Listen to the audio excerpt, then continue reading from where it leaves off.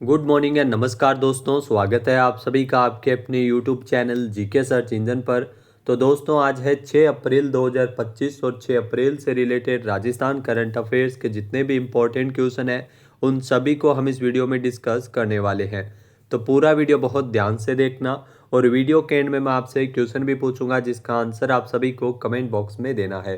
कल के वीडियो में मैंने आपसे एक क्वेश्चन पूछा था जो था राजस्थान पर्यटन विभाग की ओर से द ग्रेट इंडियन ट्रेवल बाजार 2025 का 14वां संस्करण 4 से लेकर 6 मई को कहां पर आयोजित किया जाएगा।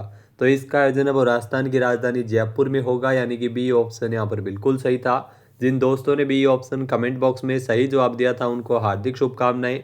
तो राजस्थान पर्यटन विभाग की ओर से द ग्रेट इंडियन ट्रेवल बाजार 2025 का 14वां संस्करण जो कि 4 से लेकर 6 मई को राजस्थान की राजधानी जयपुर में आयोजित किया जाएगा।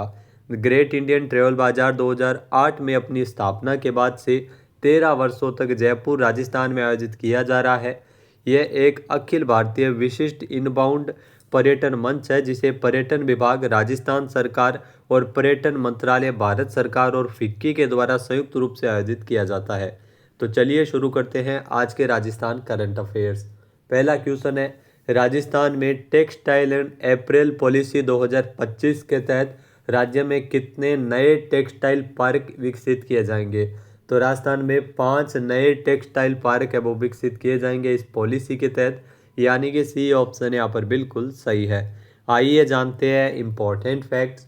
तो राजस्थान सरकार ने प्रदेश में एक नई नीति लागू की है, Rajasthan textile and apparel policy. यहाँ इस नीति में जो फाइबर से फैशन तक के विजन के साथ यह नीति राजस्थान में लागू हुई है। इस नीति के माध्यम से 5 नए टेक्सटाइल पार्क विकसित किए जाने की घोषणा की गई है।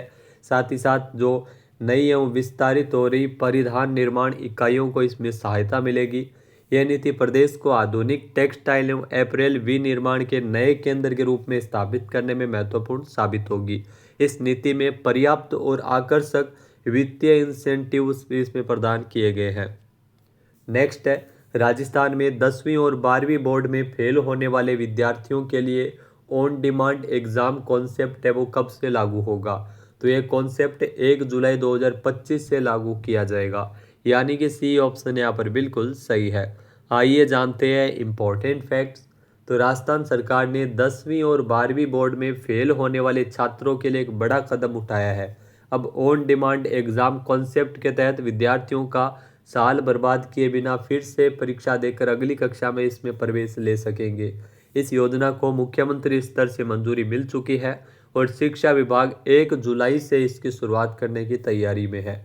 जयपुर, बीकानेर और उदयपुर में परीक्षा केंद्र बनाए जाएंगे जहां पर एक दिन में एक विषय के अधिकतम 50 छात्र इसमें परीक्षा दे सकेंगे। नेक्स्ट है, हाल ही में केंद्र सरकार के द्वारा वाइब्रेंट विलेजेस कार्यक्रम के दूसरे चरण के तहत राजस्थान के किस जिले में इस कार्यक्रम को लागू किया जाएगा। तो ये एक कार्यक्रम है वो सीमावर्ती क्षेत्रों में लागू होता है और राजस्थान से अगर बात करें तो सीमावर्ती क्षेत्र 5 है, जिसमें अगर बात करें बाड़मेर में भी लागू होगा, गंगानगर और बीकानेर में भी इस कार्यक्रम को लागू किया जाएगा। यहाँ पर इस क्वेश्चन में डी ऑप्शन इसका बिल्कुल सही है। इसके अलावा फलोदी की सीमा भी पाकिस्तान के साथ लगती है, जैसलमेर की सीमा भी पाकिस्तान के साथ लगती है। आइए जानते हैं इम्पोर्टेंट फैक्ट्स। तो देश के सीमावर्ती क्षेत्रों को सशक्त बनाने के लिए पीएम मोदी ने जो केंद्रीय मंत्रिमंडल के द्वारा वाइब्रेंट विलेजेस कार्यक्रम के दूसरे चरण को मंजूरी प्रदान की है। राजस्थान के 5 सीमावर्ती जिलों में बाड़मेर, फलोदी, जैसलमेर, बीकानेर और श्री गंगानगर को इसका लाभ मिलेगा। इस कार्यक्रम के लिए 6,839 करोड़ रुपए की राशि तय की गई है। यहाँ वीपीपी के दूसरे चरण के कार्यक्रम के अंतर्गत सीमावर्ती गांवों में आधारभूत ढांचे का विकास, सड़क संपर्क, स्वास्थ्य सेवाएं, शिक्षा, स्वच्छ पेयजल, डिजिटल कनेक्टिविटी और स्थानीय आजीविका के साधनों को इसमें बढ़ावा दिया जाएगा। अगला क्वेश्चन है, राजस्थान सरकार ने राज्य भर में रास्ता खोलो अभियान को लागू करने का फैसला लिया है। यह अभियान सर्वप्रथम कहां पर शुरू किया गया था। तो इस अभियान की शुरुआत सबसे पहले नागौर में हुई थी। बी ऑप्शन यहाँ पर बिल्कुल सही है। आइए जानते हैं इम्पोर्टेंट फैक्ट्स।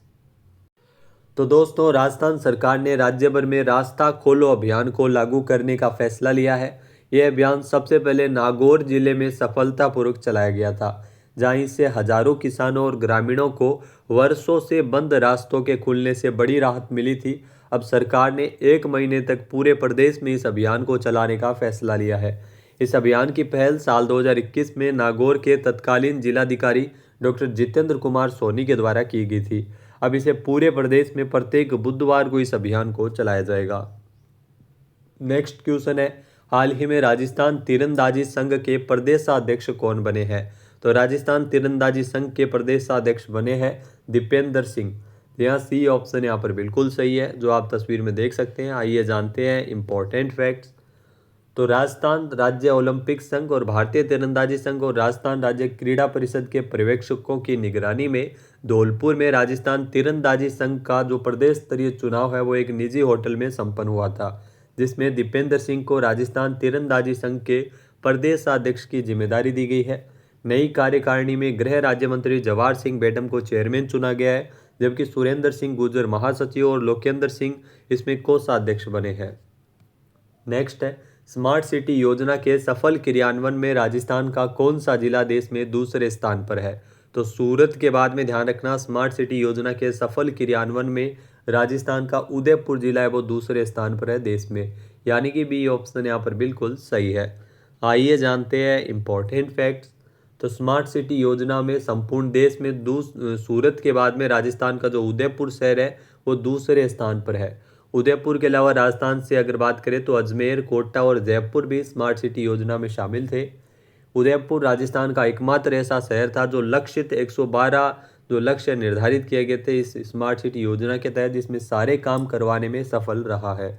भारत सरकार ने राजस्थान में शेष 10% जो परियोजनाएं को पूरा करने के लिए दिशा निर्देश जारी किए गए थे और मिशन की अवधि को 31 मार्च 2025 तक के लिए बढ़ाया गया था राजस्थान में, ताकि जो बाकी काम है वो अन्य जिलों में जो पेंडिंग चल रहा है वो पूरा कर सके।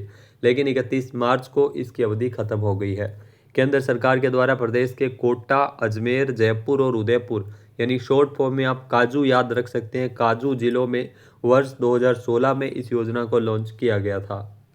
नेक्स्ट है, अंतर्राष्ट्रीय स्तर का विश्व स्तरीय सुविधाओं से युक्त पंचकर्म केंद्र राजस्थान में कहाँ बनकर तैयार हो गया है?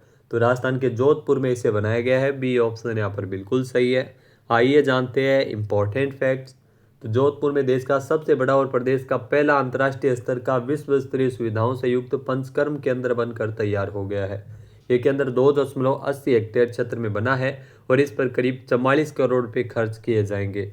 यहाँ प्राकृतिक तरीके से पंचकर्म पद्धति के साथ अनिद्रा, लकवा, चर्म रोग समेत कई बीमारियों का इलाज अनुभवी आयुर्वेद विशेषज्ञों के द्वारा किया जाएगा। नेक्स्ट है, राजस्थान देश में मिलावटखोरी पर कार्रवाई के मामले में कौन से स्थान पर है? तो इसमें ध्यान रखना, राजस्थान का पहला स्थान है। सी ऑप्शन यहाँ पर बिल्कुल सही है। आइए जानते हैं इंपॉर्टेंट फैक्ट्स। तो भारतीय खाद्य सुरक्षा और मानक प्राधिकरण जो FSSAI से फूड सेफ्टी एक्ट के तहत प्रदेश के लिए निर्धारित खाद्य सैंपल का 284% अधिक सैंपल लेकर राजस्थान देश में मिलावटखोरी पर कार्रवाई करने में प्रथम स्थान पर रहा था। मिलावटी खाद्य सामग्री की जांच के लिए प्रदेश में अभी 11 टेस्टिंग लैब संचालित है और बजट 2025-26 में 7 नई लैब और तैयार की जाएगी। नेक्स्ट है, फीफा महिला विश्व कप 2035 की मेज़बानी कौन सा देश करेगा? जी हाँ दोस्तों, फीफा महिला विश्व कप 2035 में फीफा महिला विश्व कप की मेज़बानी करेगा यूनाइटेड किंगडम, यानी यूके के द्वारा इसकी मेज़बानी की जाएगी। इससे पहले अगर बात करें तो 2027 में फीफा महिला विश्व कप का आयोजन है वो ब्राज़ील में होगा। जी हाँ, ब्राज़ील में 2027 में ये विश्व कप का आयोजन किया जाएगा। 2035 की जो मेज़बानी है वो यूनाइटेड किंगडम ने जीती है। आइए जानते हैं इंपॉर्टेंट फैक्ट्स। तो यूनाइटेड किंगडम 2035 फीफा महिला विश्व कप की मेज़बानी करने वाला है। यहाँ इस संयुक्त बोली में इंग्लैंड, उत्तरी आयरलैंड, स्कॉटलैंड और वेल्स के फुटबॉल संघ शामिल है। ये घोषणा फीफा के अध्यक्ष जियानी इन्फेंटिनो के सर्बिया बेलग्रेड में UEFA कांग्रेस के दौरान की गई है। तो फीफा महिला विश्व कप 2035 की मेज़बानी है वो यूनाइटेड किंगडम करेगा। नेक्स्ट है, शिव सुब्रमण्यम रमन को हाल ही में किस संगठन का अध्यक्ष नियुक्त किया गया? तो जो आप देख सकते हैं, शिव सुब्रमण्यम रमन ये हाल ही में पेंशन फंड विनियामक और विकास प्राधिकरण PFRDA के ये अध्यक्ष नियुक्त किए गए हैं। सी ऑप्शन इस क्वेश्चन का बिल्कुल सही है। आइए जानते हैं इम्पोर्टेंट फैक्ट्स।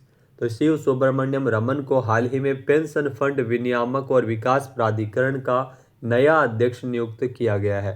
उनका कार्यकाल 5 वर्ष या 65 वर्ष की आयु तक होगा, जो भी पहले हो। वे दीपक मोहंती की जगह लेंगे। शिव सुब्रमण्यम रमन, जिनका कार्यकाल मई 2025 में समाप्त हो रहा है। रमन वर्तमान में भारत के सीएजी के उप नियंत्रक एवं महालेखा परीक्षक और मुख्य प्रौद्योगिकी अधिकारी के रूप में वर्तमान में कार्यरत है। तो दोस्तों अब बात करते हैं आज के हमारे क्विज की, जिसका आंसर आप सभी को कमेंट बॉक्स में देना है। तो आज का क्विज है, हाल ही में भारतीय कृषि अनुसंधान परिषद द्वारा राज्य के किस विश्वविद्यालय को पहली बार ए ग्रेड का दर्जा दिया गया है। एक बार फिर से सुनिएगा, हाल ही में भारतीय कृषि अनुसंधान परिषद ICAR के द्वारा राजस्थान के किस विश्वविद्यालय को पहली बार ए ग्रेड का दर्जा दिया गया है। सही आंसर आपको कमेंट बॉक्स में देना है। और अगर ये वीडियो आपको पसंद आए तो इसे आप लाइक और शेयर करना बिल्कुल न भूलिएगा। चैनल पे नए जुड़े हो, सब्सक्राइब नहीं किया है तो भी सब्सक्राइब बटन पर क्लिक करें। इस वीडियो की जो PDF फाइल है वो आप वीडियो के डिस्क्रिप्शन बॉक्स में आपको टेलीग्राम चैनल का लिंक दिया हुआ मिलेगा, जहाँ पर आपको वीडियो को डाउनलोड करने का लिंक आपको टेलीग्राम चैनल पे मिल जाएगा। और हमेशा प्रोवाइड करवाया जा रहा है। PDF फाइल इसलिए प्रोवाइड नहीं करवाई जा रही क्योंकि जो डायरेक्ट PDF है वो स्टोरेज के चलते, यहाँ टेलीग्राम में स्टोरेज के चलते इसे प्रोवाइड नहीं करवाया जा रहा है। तो इसलिए आपको लिंक मिलेगा PDF को डाउनलोड करने का, तो वहाँ से आप डायरेक्ट डाउनलोड कर सकते हैं। और जो टॉप 5 क्वेश्चन है राजस्थान करंट अफेयर्स के, वो भी आसानी से रिवीजन कर सकते हैं। जय हिंद, जय भारत, जय राजस्थान।